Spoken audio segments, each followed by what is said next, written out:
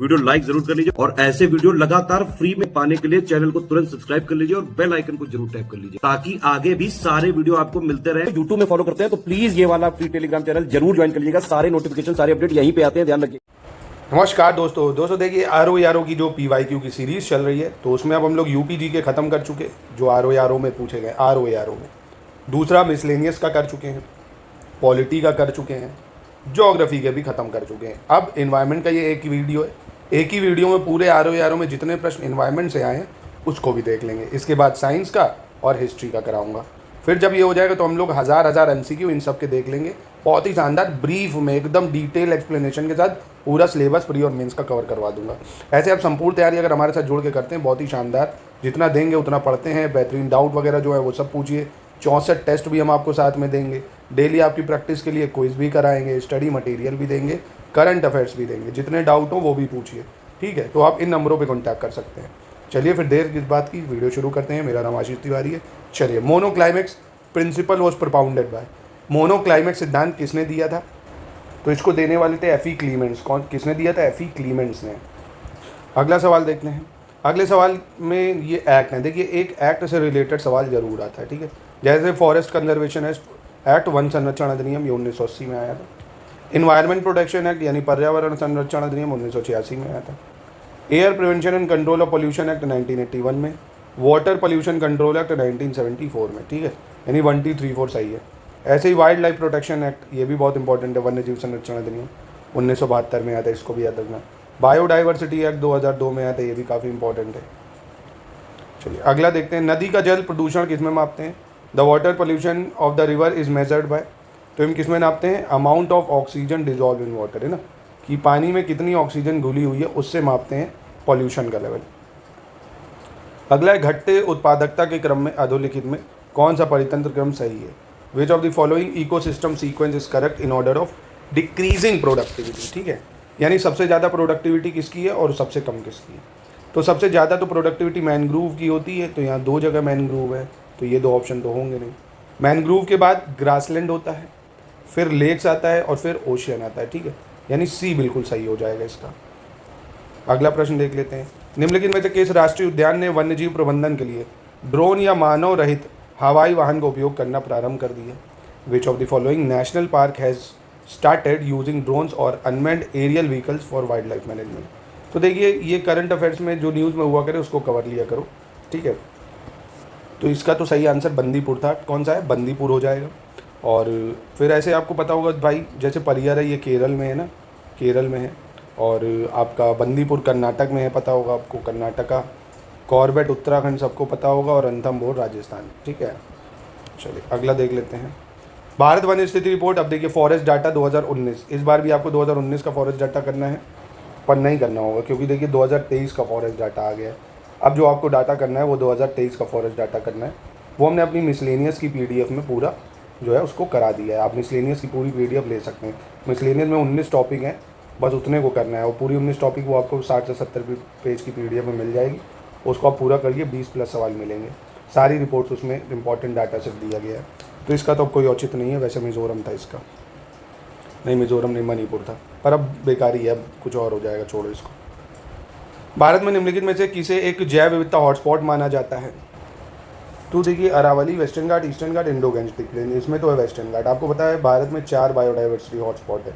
एक तो वेस्टर्न घाट है, दूसरा आपका हिमालयाज पता होगा आपको, है ना, और तीसरा आपका सुंडा लैंड जिसमें अंडमान निकोबार वगैरह आ जाता है। चौथा इंडो बर्मा रीजन आ जाता है, इंडो बर्मा, यानी यही नॉर्थ ईस्ट एक तरह से, ठीक है। अगला है, पारिस्थितिकी के विविध अवयव आपस में एक दूसरे पर निर्भर नहीं है। Various component of ecology are not interdependent on each other. तो पहले ही स्टेटमेंट गलत हो गया, और यहाँ पहला गलत दिख रहा है सिर्फ डी में, यानी यहीं से पता चलता है। भाई आप देखो ना, इकोलॉजी में सब एक दूसरे पे इंटरडिपेंडेंट है ना, तो ये तो गलत हो गया। Environment is affected by human activity, ये ठीक है। मानव क्रियाओं से ही तो वातावरण प्रभावित होता है, आर सही हो जाएगा। अगला है, भारत का ओशनिक नेशनल पार्क कहाँ है? Oceanic national park of India. तो oceanic national park of India Gujarat के कच्छ में है ना, कच्छ, गुजरात।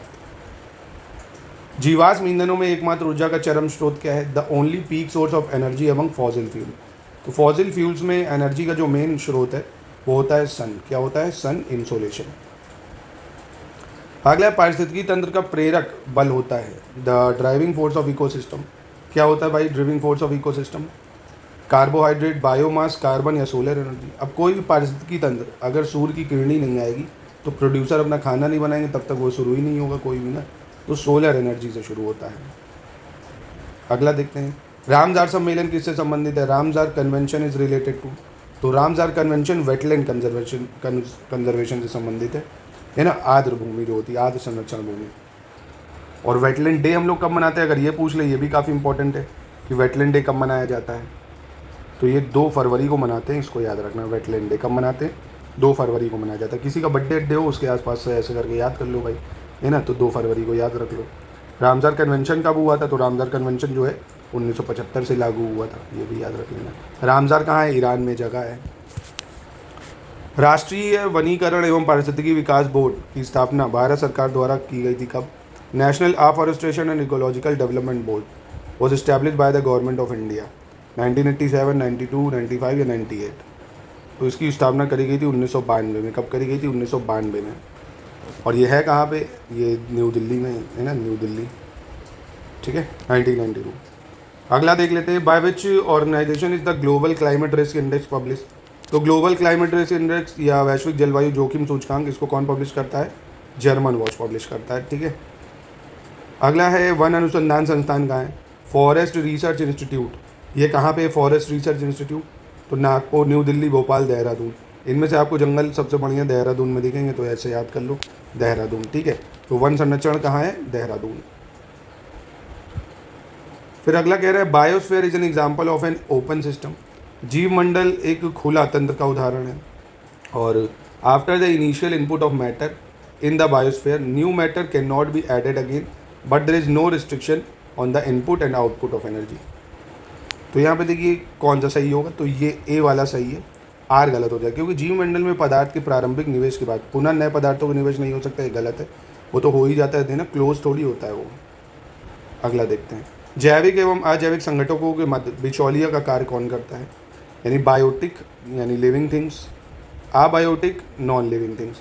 इसके बीच में मीडिएटर का काम करते हैं प्रोड्यूसर, भाई उत्पादक, है ना। कौन करते हैं? उत्पादक या प्रोड्यूसर जो है वो मध्यस्थता करते हैं।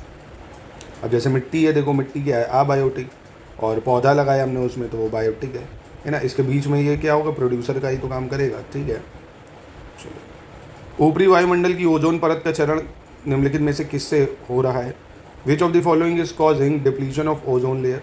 तो आपको पता होगा ओजोन लेयर पहली चीज़ तो स्ट्रेटोस्फेयर में है। कहाँ पे? स्ट्रेटोस्फेयर या समताप मंडल भी बोलते हैं हम। क्या बोलते हैं? समताप मंडल। ओजोन डे कब मनाते हैं? 16 सितंबर को वर्ल्ड ओजोन डे हम लोग मनाते हैं। अब ओजोन लेयर हट रही थी, जितनी भी कूलिंग डिवाइसेज में ये क्लोरोफ्लोरोकार्बन वगैरह लगा था उसकी वजह से हट रही थी, ठीक है। अगला प्रश्न, विच of the following is not a green house gases. इनमें से कौन ग्रीन हाउस गैसेज नहीं है? तो ऑक्सीजन, सिंपल सी बात है, नहीं होगी। CO2 है, क्लोरोफ्लोरोकार्बन है, मीथेन है, सब ग्रीन हाउस गैसेज हो जाएंगे। अगला है, विच of the following statement regarding project elephant launch by the government of India is incorrect. तो प्रोजेक्ट एलिफेंट की शुरुआत 1992 में हुई थी, ठीक है। यह मानव और हाथी के बीच टकराव की समस्या पर काम करता है, यानी deal with the problem of human elephant conflict, ये भी सही है। यह केवल जंगली हाथियों के कल्याण पर केंद्रित है। It focus only on the welfare of wild elephant, नहीं, जितने भी हाथी, जंगली नहीं, जीव जंतु जो चिड़ियाघर में भी है ना, उन पे भी फोकस करेगा, सब पे ही फोकस है, टोटल जितनी भी एलिफेंट की पॉपुलेशन होगी। It was started A centrally sponsored scheme, यानी एक केंद्र की योजना थी, ठीक है। इंपॉर्टेंट है प्रोजेक्ट एलिफेंट का समय 1992 जरूर याद रखो। चलो अगला कह रहा है, the government of India has establish a centre for biodiversity policy and law in collaboration with the Norway government in, यानी भारत सरकार ने नॉर्वे सरकार के साथ मिलकर जैव विविधता नीति एवं कानून के केंद्र की स्थापना कहाँ की है? तो करंट अफेयर्स का सवाल था, चेन्नई में करी है, ठीक है, याद रखना, पर अभी भी इंपॉर्टेंट है। अगला ये नेशनल पार्क है और ये स्टेट है। एक नेशनल पार्क से तो सवाल आता ही आता है ना, इसको मैच करना है आपको। तो जैसे इंतांकी नेशनल पार्क है नागालैंड में। कहाँ है इंतांकी? नागालैंड में है। बेतला नेशनल पार्क की बात करें तो ये झारखंड में। बेतला नेशनल पार्क कहाँ है? झारखंड में हो जाएगा। और सिरोही नेशनल पार्क ये आपका मणिपुर हो गया, सिरोही नेशनल पार्क। और गुंडी नेशनल पार्क तमिलनाडु, गुंडी नेशनल पार्क तमिलनाडु, ठीक है। तो यानी इसका आंसर सी हो जाएगा, सिंपल। अगला है, पृथ्वी का सर्वाधिक वृहद पारिस्थितिकी तंत्र निम्नलिखित में से कौन सा है? विच of the following is the largest ecosystem of the earth? Hydrosphere, biome, lithosphere या बायोस्फेयर? तो देखिए सबसे लार्जेस्ट तो क्या हो जाएगा, बायोस्फेयर ही हो जाएगा ना, क्योंकि ये तीनों से मिलके बन रहा है। और बायोस्फेयर में तो हाइड्रोस्फेयर, लिथोस्फेयर है ना, और एटमॉस्फेयर तीनों मिल गया तो बायोस्फेयर बन गया। अगला, with reference to ecosystem consider the following statement. Production at the autotrophic level is called primary productivity. Secondary productivity refers to the production of host level, यानी स्वपोषी स्तर पर उत्पादन को प्राथमिक उत्पादकता कहा जाता है, और द्वितीयक उत्पादकता का संदर्भ परपोषी स्तर के उत्पादन से होता है। तो दोनों ही बिल्कुल सही हो जाएंगे, है ना। ऑटोट्रॉफिक लेवल का मतलब प्राइमरी प्रोडक्शन, जैसे पेड़ पौधे हैं ना ये जो बना रहे हैं। सेकेंडरी प्रोडक्टिव जो उसको खाएंगे भाई, है ना, हिरन वगैरह हो गए, दोनों सही हैं। अगला, the amount of energy after transfer from one trophic level to another is an ecosystem. यानी आप ये मानिए फूड चेन है, जैसे ये ग्रास है, ठीक है, फिर ये ग्रास होपर है, और ग्रास होपर के बाद फ्रॉग है, फ्रॉग के बाद स्नेक है। तो ग्रास होपर ने ग्रास खाई, इसको कुछ एनर्जी मिली, अब फ्रॉग इसको एनर्जी खाएगा ना, तो ये 10% एनर्जी डिक्रीज होती जाती है ना, इसको 10% एनर्जी लॉ कहते हैं। तो एनर्जी जो होती है वो क्या होती है, नीचे से ऊपर के ट्रॉफिक लेवल में हमेशा कम होती जाती है, ठीक है, और हमेशा ये एनर्जी नीचे से ऊपर ही जाएगी, ऊपर से नीचे कभी नहीं आएगी, याद रखिएगा इसको। In which of the following type of forest maximum plant diversity is found? निम्नलिखित में से किस प्रकार के वनों में अधिकतम पादप विविधता पाई जाती है? तो ये पाई जाती है ट्रॉपिकल एवरग्रीन फॉरेस्ट में, है ना, बहुत ज़्यादा यहाँ पे बायोडाइवर्सिटी पाई जाती है पेड़ों में, याद रखिए। और यहाँ पे मतलब इस टाइप के फॉरेस्ट के लिए बारिश की बहुत ज़रूरत होती है, रेन वगैरह की। वही ट्रॉपिक्स में होंगी, आप देखो यहाँ सनलाइट ज़्यादा होगी, इवापोरेशन ज़्यादा होगा, इवापोरेशन ज़्यादा होगा तो अपने आप ट्रांसपिरेशन होगा, तो धूप निकलेगी, बारिश होगी। अगला, इसको क्रोनोलॉजी में लगाना है। Arrange the following national park in chronology order from first to last, ठीक है, कालक्रम में लगाना, कौन पहले बना कौन बाद में। तो देखिए इनमें से सबसे पुराना तो आपको पता होगा जिम कॉर्बेट नेशनल पार्क है। 1936 में इसकी स्थापना हुई थी। देखिए समय भी कभी कभी पूछ लेता है।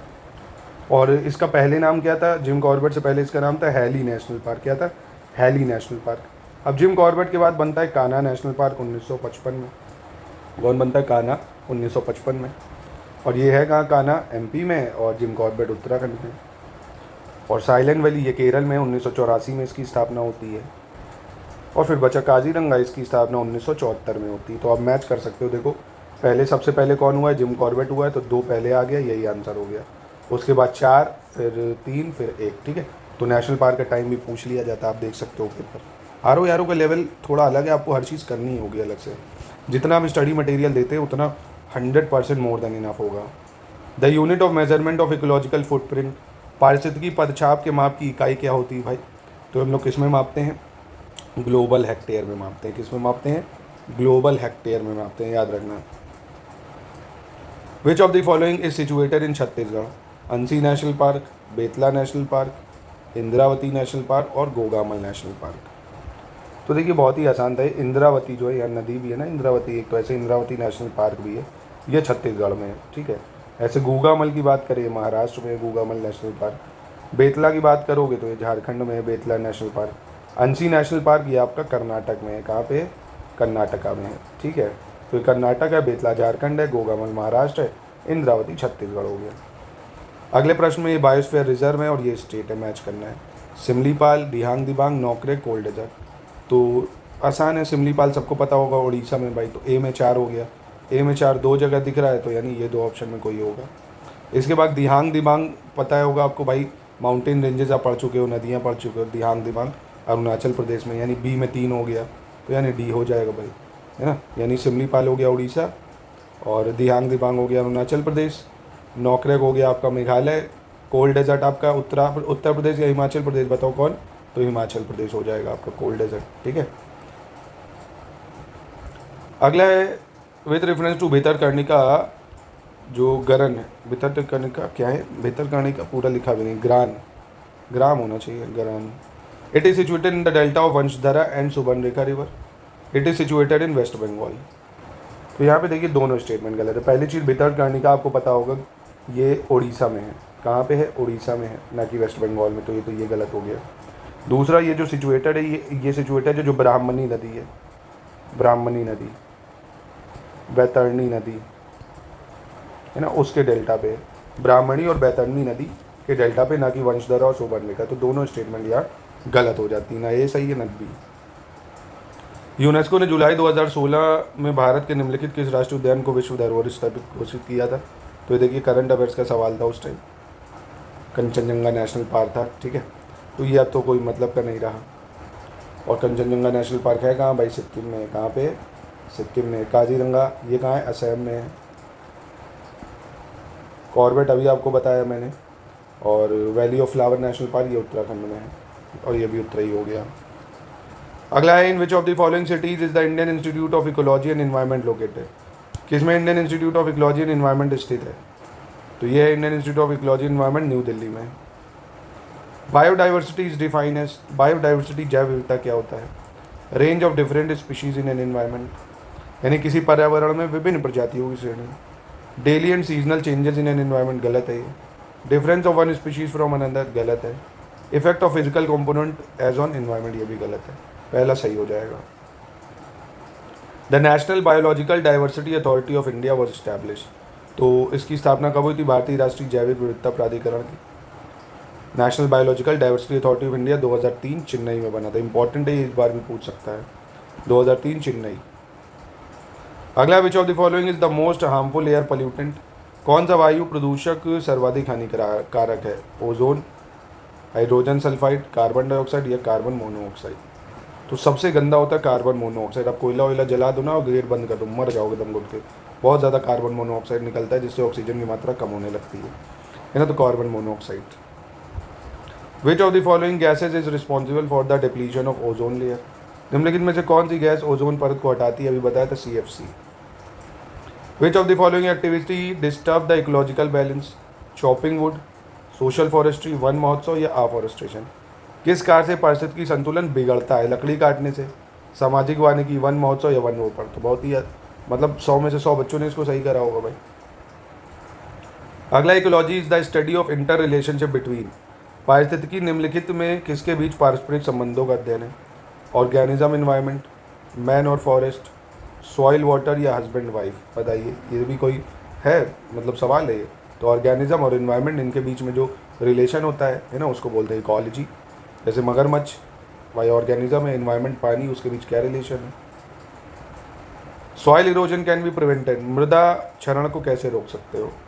Heavy rain, destruction of forest, afforestation या ओवरग्रेजिंग? तो भाई आप जितना ज़्यादा जंगल लगाओगे मृदा क्षरण रुकेगा। क्यों? क्योंकि डायरेक्ट पानी नहीं गिरेगा मिट्टी में, मिट्टी का कटाव नहीं होगा। नहीं तो ओवरग्रेजिंग, आप घास वास करा दोगे, खिला दोगे, खाली मिट्टी बचेगी तो वो तो झड़ नहीं लगेगी पानी से ना। तो अफॉरेस्टेशन करना चाहिए, यानी वन रोपण करना चाहिए। When was India's first national action plan on climate change release? प्रथम जलवायु परिवर्तन पर राष्ट्रीय कार्य योजना को कब लागू किया गया था? तो फर्स्ट नेशनल एक्शन प्लान जो क्लाइमेट चेंज का आया था वो 2008 में आया था, 2008 में आया था। विच one of the following lake is world heritage site? निम्नलिखित झीलों में से कौन सी एक विश्व धरोहर झील है? तो ये थोड़ा सा मतलब इंपॉर्टेंट सवाल है, देखिए फिर से पूछा जा सकता है। Red lagoon of Bolivia, boiling lake of Dominica, 5 flower lake of China या प्लिटिवाइज लेक ऑफ क्रोशिया? अब आपके मन में सवाल आएगा यार क्या ये ऐसे भी याद रखने? नहीं, ये न्यूज़ में जो होता है उसको पूछ लेता है कि हाल ही में किस लेक को वर्ल्ड हेरिटेज साइट बनाया गया, ये सारी चीज़ तो न्यूज़ में आई होगी भाई। क्रोशिया की प्लिटिवाइज झील, इसलिए पूछा गया इसको, ठीक है। एजेंडा 21 ये किससे रिलेटेड था भाई? सस्टेनेबल डेवलपमेंट से, न्यूक्लियर डिसआर्मामेंट से, पेटेंट प्रोडक्शन या एग्रीकल्चर रिलेटेड डाइवर्सिटी, यानी सतत विकास है ना, जो 17 SDG गोल भी दिए गए थे एजेंडा 21 में। ये 17 SDG गोल जरूर याद कर लेना है ना, बहुत ज़्यादा महत्वपूर्ण है। इनसे भी सवाल एक बनता ही बनता है ना, जैसे जीरो पॉवर्टी, जीरो हंगर और जो क्लीन इन्वायरमेंट, जेंडर इक्वालिटी, सारे ये लर्न कर लेना। Which one of the following is the largest biosphere reserve of India as certified by UNESCO? है ना, लार्जेस्ट बायोस्फीयर रिजर्व कौन सा है भारत में? नीलगिरी, नंदा देवी, सुंदरवन या गल्फ ऑफ मन्नार? तो भारत में सबसे बड़ा जो यूनेस्को द्वारा प्रमाणित जैव मंडल क्षेत्र है वो है गल्फ ऑफ मन्नार, ठीक है, मन्नार की खाड़ी। अगला, which of the following city of India specialize in tree plantation? Bharat के निम्नलिखित में से कौन नगर वृक्षारोपण में विशिष्टता रखते हैं? विजयवाड़ा, चंडीगढ़, शिलोंग या वलपारी? है ना, which of the following city of India specialize in tree plantation? तो इसका सही उत्तर होना चाहिए वलपारी, ठीक है, वलपराई, वलपराई। और ये वलपराई है कहाँ पे? वलपराई है भाई कोयम्बटूर में, तमिलनाडु में, है ना, कोयम्बटूर तमिलनाडु। चलिए अगला देख लेते हैं। With reference to national park and wildlife sanctuary in India which of the following statement is correct? Highest number of national park are in MP, तो ये सबको पता है भाई, बिल्कुल ठीक है। Highest number of wildlife sanctuaries are in Andaman Nicobar, ये भी सही है। दोनों स्टेटमेंट सही हो जाएंगे यहाँ पे, ठीक है। सबसे ज़्यादा नेशनल पार्क एमपी में है, ठीक है, और सबसे ज़्यादा wild life sanctuary Andaman Nicobar में है। Which one of the following does not help in maintaining ecological balance? कौन सा पारिस्थितिकी संतुलन बनाने में, ये तो अभी बताया मैंने ना, उसी की तरह देखो घुमा के फिर से पूछ लिया है। पारिस्थितिकी संतुलन बनाने में मदद कौन नहीं करता है? वनों को काटना, वन रोपण, वर्षा जल प्रबंधन या जैव मंडल भंडारण। तो भाई कौन है? वनों को काटोगे तो थोड़ी इकोलॉजिकल बैलेंस होगा। द एनवायरमेंट प्रोटेक्शन एक्ट कब आया था भाई? 1981, 86, 1995 या 2000? तो एनवायरमेंट प्रोटेक्शन एक्ट आया था 1986 में, जरूर याद रखो इसको। आप कमेंट बॉक्स में बताओ फॉरेस्ट कंजर्वेशन एक्ट कब आया था? अभी मैंने बताया था, तुरंत बताओ, कमेंट करो, वीडियो पॉज तुरंत कमेंट करो, forest conservation act. Which of the following tiger reserve is not situated in MP? Amangarh, Bandhavgarh, Kanha, Sanjay Dogri. तो देखिए अमनगढ़ टाइगर रिजॉर्ट जो है ये यूपी के बिजनौर में है, यूपी के बिजनौर में। अगला देखते हैं। Sustainable development is a phenomena of intergenerational sensitivity with respect to the use of. स्थायी विकास किसके उपयोग के संदर्भ में अंतर पीढ़ीगत संवेदनशीलता की घटना है? प्राकृतिक यानी natural resources, physical resources, industrial या सोशल रिसोर्सेज। यानी सस्टेनेबल डेवलपमेंट क्या है भाई? हम अभी अपने नेचुरल रिसोर्स को ऐसे ही यूज़ करें कि वो आगे भविष्य के लिए भी बने, तो नेचुरल रिसोर्स होगी। Which of the following tree is not eco friendly? तो ये बहुत इंपॉर्टेंट सवाल और बहुत ही ज़्यादा ईजी भी, आप सबको पता होगा, यूकेलिप्टस है ना, जो बड़े बड़े देखा होगा आपने पेड़ यूकेलिप्टस के लगाए जाते हैं। ये क्यों ख़राब है? क्योंकि जितना भी ग्राउंड वाटर होता है ना, ये सब कम कर देते हैं, उस जगह के ग्राउंड वाटर का लेवल कम कर देते हैं। मान लीजिए आपको खुदाई करने पे 100 मीटर पे पानी मिल रहा था, तो वह और नीचे जाके 50 मीटर और चला जाएगा नीचे, क्योंकि बहुत पानी लेते हैं, वहाँ का लेवल कम कर देते हैं। अगला है ozone is essential for biological life. Ozone जैविक जीवन के लिए परम आवश्यक है। क्यों? ओजोन लेयर प्रोटेक्ट करती है हमें फ्रॉम हाई एनर्जी रेडिएशन। तो बिल्कुल सही है, यही कारण भी तो है ना, ओजोन इसलिए तो ज़रूरी है, हमें यूवी रेस से बचाती है भाई। स्ट्रेटोस्फेयर यानी समताप मंडल में है। 16 सितंबर को ओजोन डे भी मनाते हैं, याद रखना। तो ऑप्शन ए ठीक है ये। अगला है द लार्जेस्ट चीता habitat in India is in. Bharat का सबसे बड़ा चीता आवास कहाँ पे? आंध्र प्रदेश, कर्नाटक, एमपी या तमिलनाडु? तो भारत का सबसे बड़ा चीता हैबिटाट आंध्र प्रदेश में है। अगला the total number of biogeographic division in India. भारत में जैव भौगोलिक मंडलों की कुल संख्या कितनी है? तो इंपॉर्टेंट भी है, देखिए बायोजियोग्राफिक डिवीजन भारत में 10 है। इसका मतलब समझे क्या है? इसका मतलब जैसे ट्रांस हिमालय रीजन है एक, है ना, जिसको बाहरी हिमालय कहते हैं। मतलब बाहरी क्या, इसको ट्रांस हिमालय हिंदी में ही बोलेंगे। बाहरी तो क्योंकि आउटर हिमालय हो जाता है। ट्रांस हिमालय है, हिमालय है दूसरा, सेमी एराइड जो डेजर्ट वाला एरिया है वो है, इंडो गैंजेटिक प्लेन है, और डेजर्ट है, और नॉर्थ ईस्ट होना चाहिए, डेक्कन प्लेट्यू है, कोस्ट है, वेस्टर्न घाट है, आइलैंड है। ऐसे करके 10 जोग्राफिक डिवीज़न है, इतना याद रख लो। बायोजियोग्राफिक डिवीज़न 10 है भारत में। The biodiversity act was pass by Indian parliament, तो बताया था 2002 में पास हुआ था बायोडाइवर्सिटी एक्ट 2002 में।